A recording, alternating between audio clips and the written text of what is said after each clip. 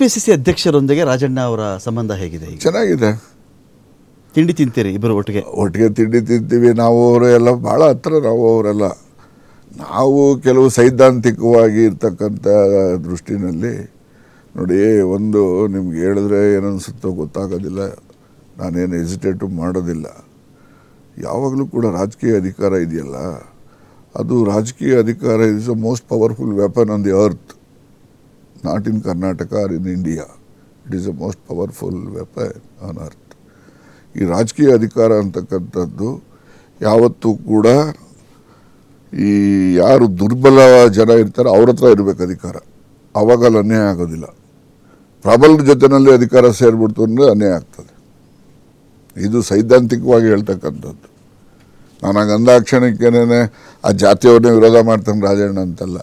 ಈಗ S M Krishna ಅವರಿದ್ದರು, ಯಾರು ಅವ್ರನ್ನ ವಿರೋಧ ಮಾಡ್ತಾಯಿದ್ರು. ವೀರೇಂದ್ರ ಪಾಟೀಲ್ ಇದ್ದರು, ಯಾರು ಅವ್ರನ್ನ ವಿರೋಧ ಮಾಡ್ತಾಯಿದ್ರು. ಯಾರೂ ಮಾಡ್ತಾಯಿಲ್ಲ. ಯಾಕೆಂದರೆ ಅವರ ನಡವಳಿಕೆಗಳ ಆಧಾರದ ಮೇಲೆ ಅವ್ರನ್ನ ಪ್ರೀತಿ ಮಾಡ್ತಾರೆ ಎಲ್ಲ ಸಮಾಜದವರು. ಈಗಲೂ ಕೂಡ ಆ ಥರ ನಡವಳಿಕೆಗಳು ಯಾರ್ಯಾರು ಜನರಲ್ಲಿ ಇರ್ತಾರೋ ಅವ್ರನ್ನೆಲ್ಲ ನಾನು ಪ್ರೀತಿ ಮಾಡ್ತೀನಿ. ಅದರಿಂದ ನಾವು ಕೆಲವು ಸೈದ್ಧಾಂತಿಕವಾಗಿ ಮನುಷ್ಯನ ನಡವಳಿಕೆಗಳ ಮೇಲೆ ನಾವು ಕೆಲವು ಅಭಿಪ್ರಾಯ ನಾವೇ ರೂಢಿಸ್ಕೊಳ್ತೀವಿ. ಅದು ಯಾರು ಹೇಳಿದ್ದೆಲ್ಲ ಕೇಳಿದ್ದು, ಬೇರೆಯವ್ರು ಹೇಳಿದಂಗೆ ಕೇಳೋನು ಅಲ್ಲ. ಮೊದಲನೇದಾಗಿ ಅದು ನಂದು ಆ ಥರ ಅಭಿಪ್ರಾಯ. ನಂದು ಡಿ ಕೆ ಶಿವಕುಮಾರ್ ಅವರು ಬಂಗಾರದ ಚಮಚ ಬಾಯಲ್ಲಿಟ್ಕೊಂಡು ಹುಟ್ಟಿದವರಲ್ಲ. ಇರಬಹುದು, ಏಕೆ ಹುಟ್ಟಿರ್ಬೋದು. ಹಂಗೆ ನಮಗೇನು ಅದು ಅವ್ರು ಹುಟ್ಟಿದ್ದು ಬೆಳೆದಿದ್ದು ಅದೆಲ್ಲ ನನಗೆ ಗೊತ್ತಿಲ್ಲ. ಇನ್ನೊಂದು ಕಡೆ ಈಗ 5 ರಾಜ್ಯಗಳ ಚುನಾವಣಾ ಫಲಿತಾಂಶ ಬಂದ ಮೇಲೆ ಕಾಂಗ್ರೆಸ್ ಹೈಕಮಾಂಡ್ ಇನ್ನೂ ಗಟ್ಟಿಯಾಯಿತು. ತಮಿಳುನಾಡಲ್ಲೂ ಒಂದು ಅಧಿಕಾರ ಸಿಕ್ತವ್ರಿಗೆ, ಕೇರಳದಲ್ಲೂ ಸಿಕ್ಕಿದೆ, ತೆಲಂಗಾಣದಲ್ಲಿ ಇದ್ದಾರೆ, ಕರ್ನಾಟಕದಲ್ಲೂ ಆಲ್ರೆಡಿ ಇದ್ದಾರೆ. ಹೀಗಾಗಿ 2 ವರ್ಷಗಳಿಗಂತೂ ಸಿದ್ದರಾಮಯ್ಯನವರು ಸೇಫ್ ಅಂತಾರೆ. ನಿಜಾನ ಇದು ರಾಜಣ್ಣ ಅವರ? ಹೈಕಮಾಂಡ್ ನೋಡಿ ಸರ್, ಅವ್ರು ಏನು ತೀರ್ಮಾನ ಮಾಡ್ತಾರೋ ಅದಕ್ಕೆ ನಾನು ಒಪ್ಪಿಗೆ ಅಂತ ಸಿದ್ದರಾಮಯ್ಯನವರು ಹೇಳಿದ್ದಾರೆ. ಅಲ್ಟಿಮೇಟ್ಲಿ ಎಲ್ಲ ಆ್ಯಂಗಲಿಂದನೂ ಕೂಡ ಹೈಕಮಾಂಡ್ನವರು ಚಿಂತನೆ ಮಾಡಿ ಏನು ತೀರ್ಮಾನಕ್ಕೆ ಬರ್ತಾರೆ ಅನ್ನೋದು ಯಾರಿಗೂ ಗೊತ್ತಿಲ್ಲ.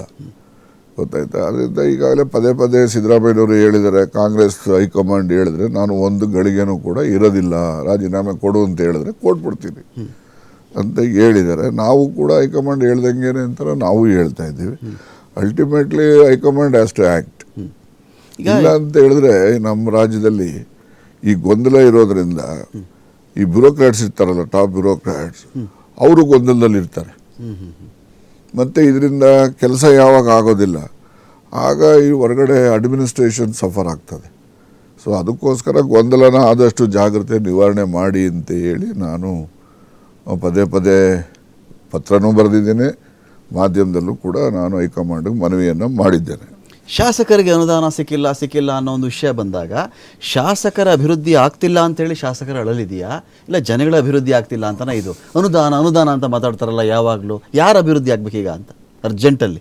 ಕ್ಷೇತ್ರದ ಅಭಿವೃದ್ಧಿ ಆಗಬೇಕು ಯಾವಾಗಲೂ ಕೂಡ. ಶಾಸಕರು ಚುನಾವಣೆ ಖರ್ಚು ಮಾಡಿಬಿಟ್ಟಿದ್ದಾರೆ, 20 ಕೋಟಿ ಖರ್ಚು ಮಾಡಿದ್ದಂತೆ, ಏನು ಕೊಟ್ಟಿಲ್ಲ ಅವನು. ನೋಡಿ, ಅವೆಲ್ಲ ನಾನು ಅದ್ರ ಬಗ್ಗೆ ಎಲ್ಲ 20 ಕೋಟಿ ಖರ್ಚು ಮಾಡೋರು, 100 ಕೋಟಿ ಖರ್ಚು ಮಾಡಿ. ನನಗೆ ಒಬ್ಬರು ಸ್ವಾಮಿಗಳು ಹೇಳಿದ್ರು, ಈ ಬೆಂಗಳೂರಿನಲ್ಲಿ ಯಾರೋ ಅವ್ರ ಹೆಸರು ಹೇಳಿಲ್ಲ, ಸ್ವಾಮಿಗಳು ಕೇಳಿದೆ ನಾನು, ಯಾರೋ ಬೆಂಗಳೂರಿನವರೇ ಸ್ವಾಮಿಗಳು, ರಾಜಣ್ಣವರೇ ಯಾರೋ ಬಂದಿದ್ದ ಕಣ್ರಿ ಅಂತವ್ರು ಅಂತ ಅವ್ನ ಹೆಸರು ಹೇಳಿದ್ರು. ಬಟ್ ನಾನು ನಿಮಗೆ ಹೆಸರು ಹೇಳೋಕ್ಕೆ ಹೋಗಲ್ಲ. 100 ಕೋಟಿ ಖರ್ಚಾಗ್ಬಿಡ್ತು, ನಂದು ಗೆಲ್ಲಿಕ್ಕಾಗಲಿಲ್ಲ ಅಂತ. ಅದಕ್ಕೆ ಯಾಕೆ 100 ಕೋಟಿ ಖರ್ಚು ಮಾಡಿ ಗೆಲ್ಲಿಲ್ಲ? ಅಲ್ಲ, ಅವನು 150 ಖರ್ಚು ಮಾಡ್ಬಿಟ್ಟ ಅವನು. ಈ ಥರ ಆದರೆ ಪ್ರಜಾಪ್ರಭುತ್ವದಲ್ಲಿ ಯಾರಿಗಾದ್ರೂ ಗೌರವ ಇರುತ್ತಾ?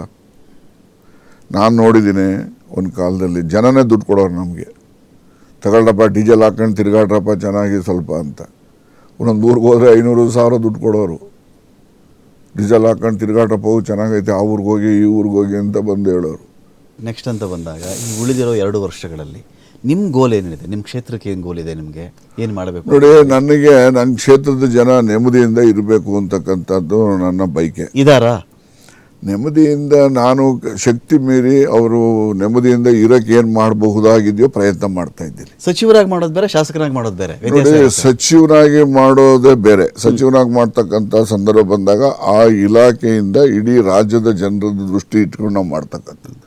ಶಾಸಕನಾಗಿ ಮಾಡೋದೇನಪ್ಪ ಅಂದರೆ ನಮ್ಮ ಕ್ಷೇತ್ರದ ಅಭಿವೃದ್ಧಿ ಬಗ್ಗೆ ಮಾತ್ರ ನಮ್ಮದು ಕಾನ್ಸಂಟ್ರೇಷನ್. ಅದನ್ನು ನಾನು ಶಕ್ತಿ ಮೀರಿ ಮಾಡ್ತಾಯಿದ್ದೀನಿ ಅಂತ ನನಗೆ ವಿಶ್ವಾಸ ಇದೆ. ಅದ್ರ ಮೇಲೆ ಜನದ ಕೈಲಿರ್ತಕ್ಕಂಥದ್ದು ಯಾರದು ಕೈಯಲ್ಲಿರೋ ಮತ ನಾವು ಕಿತ್ಕೊಂಡು ಓಟ್ ಹಾಕ್ಸ್ಕೊಳಕ್ಕಾಗಲ್ಲ. ಅವ್ರ ಪ್ರೀತಿಯಿಂದ ಹಾಕ್ಬೇಕು. ಅದಕ್ಕೋಸ್ಕರನೇ ನಾನು MLA ಅಂತ ಹೇಳಿದ್ರೆ, MLA ಅಂದರೆ generally say member of legislative assembly ಅಂತ.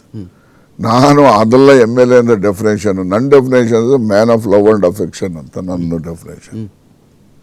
ಡೆಫಿನೇಷನ್ ಇದಾಗಬೇಕಷ್ಟೆ. ಇದು ನಾವು ಪರ್ಮನೆಂಟ್ ಇರೋದು, ಇದು ಅದು 5 ವರ್ಷದಷ್ಟೇ.